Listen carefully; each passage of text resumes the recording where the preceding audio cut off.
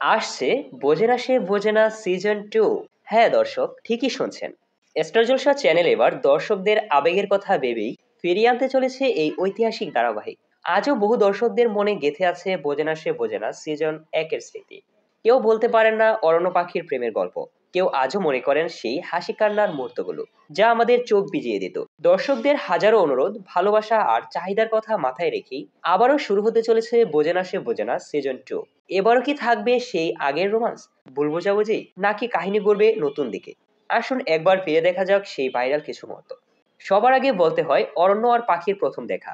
কি দুর্দান্ত ছিল সেই রসায়ন। তারপর আসে পাখির নিষ্পাপ ভালোবাসা, আর অরণ্যর রাগী অথচ কোমল হৃদয়। ভুল বোঝাবুঝির চাপে ভেঙে যাওয়া সম্পর্ক আবারও ফিরে পাওয়ার জন্য চোখে জলের আকুতি। এসব মিলিয়েই তো ছিল বোঝে না সে বোঝে না। এবারের সিজনে এই পুরনো আবেগের সাথে থাকবে নতুন মোড়, নতুন চমক। তবে তার থেকেও বেশি উত্তেজনা এই নিয়ে যে এবার কি থাকছে আমাদের যশ মধুমিতা। চলুন এবার একটু তাদের জীবন নিয়েও কথা বলি।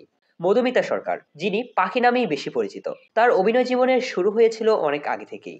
এরপর একের পর এক সিনেমা আর ধারাবাহিকে কাজ করে তিনি হয়ে উঠেছেন আজকের সফল নায়িকা।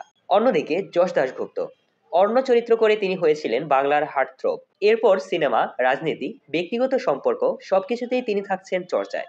আজও তার জনপ্রিয়তা একটুও কমেনি। তো দর্শক, আপনাদের জন্য বড় প্রশ্ন, বোঝে না সে বোঝে না সিজন 2 এ কি আবারও ফিরবে অরণ্য পাখির সেই জাদুকরী প্রেম?